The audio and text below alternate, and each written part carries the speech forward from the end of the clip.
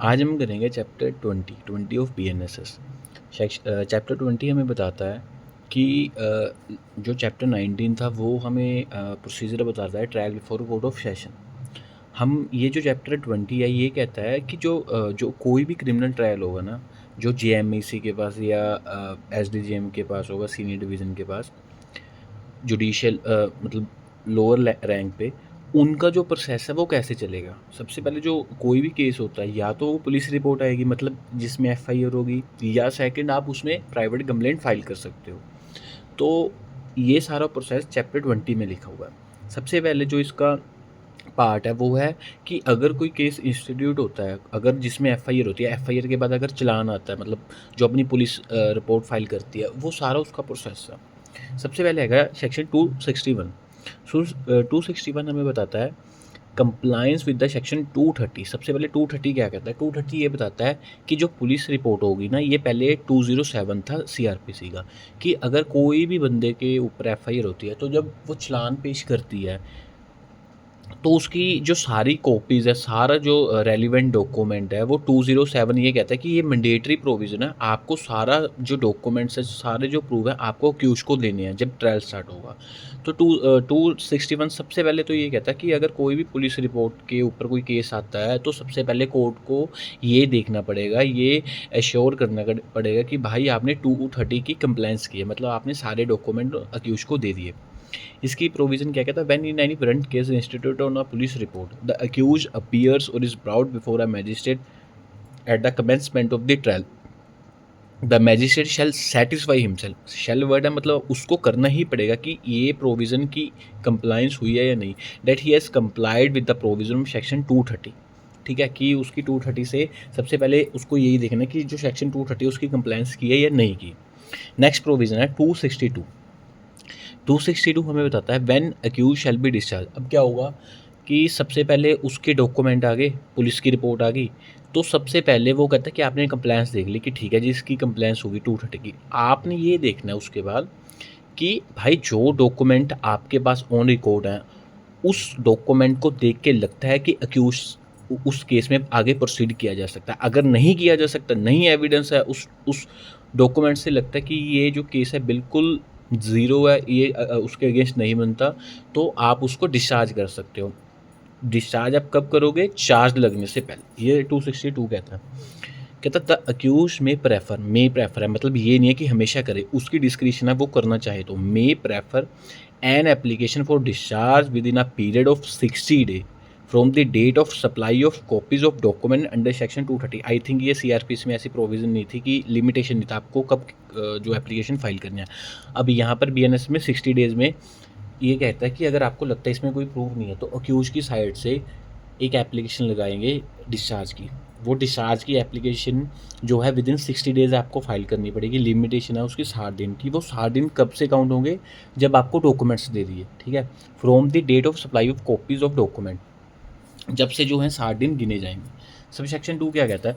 कहता है if upon considering the police report and the document sent with it under section 193। ये कहता है कि उसको कंसीडर करेगी कोर्ट पुलिस रिपोर्ट को, कोई भी डॉक्यूमेंट को जो 193 में भेजे गए थे। 193 क्या कहता है? चालान। जो पहले 173 था, उसको सारों डॉक्यूमेंट्स को देख के जो कोर्ट है, एंड मेकिंग सच एग्जामिनेशन, उसको देख के उसका एग्जामिन करके, if any of the accused either physically or through audio electronic means as the magistrate think necessary and after giving the prosecution and the accused an opportunity of being heard. तो क्या करता है? या उसको audio video through सुन लेगा court, या उसको physically सुन लेगा, और उसको सुनने के बाद प्रोसिक्यूशन को और अक्यूज को द मैजिस्ट्रेट कंसीडर, वो कंसीडर करेगा the charge against the ground to be groundless. जो चार्ज उसके अगेंस्ट है अक्यूज के, कि वो ग्राउंडलेस है, मतलब ये जो लीगल रिक्वायरमेंट है या कोई ऑफेंस बनता ही नहीं। He shall discharge the accused, shall मतलब उसको करना ही करना पड़ेगा अगर नहीं बनता केस। He shall discharge the accused and record his reasons for so doing. मतलब जब उसको आप उसको डिस्चार्ज कर रहे हो, वो आप डिस्चार्ज स्यू मोटो का यहाँ पर कोई प्रोविज़न है, आपको अगर एप्लीकेशन आएगी तब आई, तो आपने सारा डॉक्यूमेंट, आपके सारा रिकॉर्ड्स दे के, डॉक्यूमेंट सुन के, कंप्लेन अक्यूज को सुन के, प्रोसिक्यूशन को सुन के, आप उसको एग्जामिन करोगे, आपको लगता होगा तो आप उसको डिस्चार्ज करोगे, लेकिन आपको रीज़न लिखना पड़ेगा। ये 262 हमें बताता है। नेक्स्ट आ गया 263 फ्रेमिंग ऑफ चार्जेस। अब ये कहता है कि भाई आपने सारा कुछ देख लिया, आपको लगता है कि ये ग्राउंड जो है इसमें इसको आगे प्रोसीड करने के लिए, तो आप उसको उस पे चार्ज फ्रेम करोगे। चार्ज क्या होता है वो हमने पहले करेंगे इसमें, कि जो फॉर्मल एक रिटन में आपके पास ये होता है, कोर्ट ये कहते हैं कि आपके अगेंस्ट ये एविडेंस है और आपने इस डेट को, इस दिन को आपने ये ऑफेंस किया, आप इसको एडमिट करते हो, इसको गिल्टी प्लीड करते हो या आपने ट्रायल करना है, वो चार्ज होता है। तो यहाँ पर वो फ्रेम अप चार्ज कर देगा। सबसेक्शन 1 आ गया, कहता है if upon such consideration examination if any and the hearing the magistrate is of opinion that there is a ground for presuming that the accused has committed an offence triable under this chapter। अब court को लगता है कि after examining कोई भी document, कोई भी जो उसके पास रिकॉर्ड है कि जो ये अक्यूज है ना, इसने लगता है कि इसने उसमें ग्राउंड है कि ये माना जा सकता है कि इस बंदे ने ये ऑफेंस किया है जो ट्राइबल इस चैप्टर के अंडर है, which such magistrate is competent to try and which in his opinion could be educatively punished by him। और उसको लगता है कि मैं उसको ट्राई कर सकता हूँ और उसको मतलब सेंटेंस पास कर सकता हूँ उसमें। He shall frame in writing a charge against the accused, वो राइटिंग में उसको चार्ज अगेंस्ट उसके फ्रेम करेगा within a period of 60 days from the date of first hearing on charge. वो 60 दिन के बीच में चार्ज फ्रेम करेगा। वो 60 दिन कब से गिने जाएंगे, जब वो फर्स्ट हियरिंग हो जाएगी चार्ज पे, ठीक है। मतलब फर्स्ट हियरिंग ऑन चार्ज मतलब कोई अगर एप्लीकेशन लगी, डिस्चार्ज की नहीं लगी, तो क्या होगा, चलान पेश मतलब उसको 193 की रिपोर्ट आ गई, तो उसके बीच में करता कि अगर चार्ज में आपको बहस भी करनी है, आपको कुछ भी करना है, तो आपको विद इन 60 days आपको चार्ज उसमें फ्रेम करना पड़ेगा। उसमें इसमें भी लिमिटेशन दे दी कि आपको 60 दिन के बीच में जो चार्ज है फ्रेम करना पड़ेगा। ये जो आपने चार्ज फ्रेम करना अगेंस्ट अक्यूज्ड। सब सेक्शन 2 आ गया। सब सेक्शन 2 हमें बताता है the charge shall then be read and explain to the accused and he shall be asked whether he plead guilty of the offence charge और claim to be tried. उसको सुनाया जाएगा, उसको बताया जाएगा उसकी सिंपल लैंग्वेज में, जो उसको समझता है कि आपके अगेंस्ट ये है। आपने अगर तो प्लीड गिल्टी करना तो आप वो कर सकते हो, अगर आपने नहीं करना तो आप ये भी कर सकते हो कि मैंने ट्रायल फेस करना है। ये दो चीज़ें वो पूछेंगे। नेक्स्ट आ गया 264 कहता है conviction on plea of guilty. अब ये कहता है कि भाई उसने कह दिया कि मुझे ठीक है, जो मैंने किया उसमें एडमिट करता हूँ कि मुझे किया, आप मुझे वो सेंटेंस पास कर दो, मुझे आप सज़ा दे दो।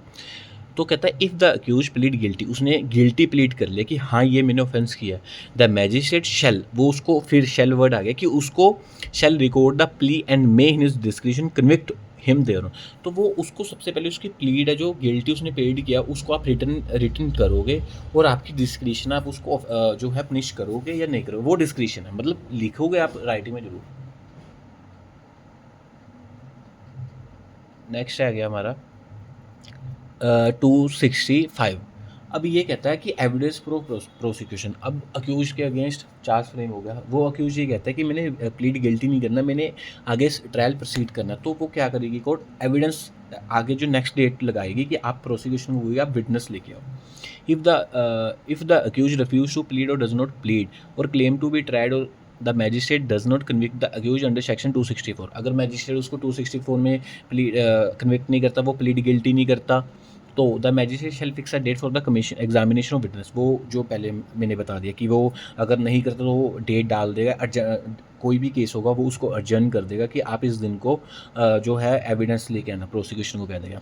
Provided that the magistrate shall supply in advance to the accuse the statement of the witness recorded during investigation by the police. तो उससे पहले क्या होगा, जो भी स्टेटमेंट जो ड्यूरिंग इन्वेस्टिगेशन जो पुलिस ने लिखी है वो सारी उसको सप्लाई करेगा अक्यूज को। नेक्स्ट आ गया subsection 2 the magistrate may on the application of the prosecution issue a summon to any of the witness directing him to attend और टू प्रोड्यूस एनी डॉक्यूमेंट और अदर थिंग। तो magistrate क्या करेगा, अगर उसमें कोई प्रोसिक्यूशन एप्लीकेशन लगाता है कि हमने ये विटनेस एग्जामिन करवाना है, ठीक है, या कोई डॉक्यूमेंट प्रोड्यूस करना है, तो उस एप्लीकेशन में वो समन इशू कर सकता है उस विटनेस के लिए। On the date subsection 3 on the date so fixed the magistrate shall proceed to take all such evidence as may be produced in support of the prosecution। ठीक है, तो वो क्या करेगा, उस दिन को, जिस दिन के लिए उसने एजेंड किया है अपना कोई भी केस, तो उस दिन वो सारे जो एविडेंस लेके आएंगे उसको वो जो प्रोड्यूस करेगी प्रोसिक्यूशन, वो सारे एविडेंस ऑन रिकॉर्ड लेगा। प्रोवाइडेड दैट द मैजिस्ट्रेट में permit the cross examination of any witness to be deferred until any other witness or the witnesses have been examined or recall any witness for further cross examination। अगर court को लगता हो कि ये witness की evidence अभी रोक देनी चाहिए किसी दूसरे एविडेंस विटनेस की एविडेंस होने से पहले, तो वो ये कर सकता है। अगर उसको लगता हुआ कि ये एविडेंस पहले जरूरी है, तो वो पहले वो लेगा, दूसरे एविडेंस विटनेस की एविडेंस को डेफर कर देगा, रोक देगा। नेक्स्ट प्रोविजन है, provided further that the examination of the witness under this subsection may be done by the audio video electronic means at the designated place to be notified by the state government. तो ये कहता है कि अगर कोई physically examine नहीं हो सकता तो ऑडियो वीडियो थ्रू भी उसको एग्जामिन किया जा सकता है। ऐसा अगर कोई स्टेट ने कोई प्रोविज़न बनाई है कि जो वो बंदा इसी स्पेसिफाई प्लेस है तो वहाँ पर वो उसको ऑडियो वीडियो थ्रू आप एग्जामिन कर सकते हैं। ये था हमारा सेक्शन 265।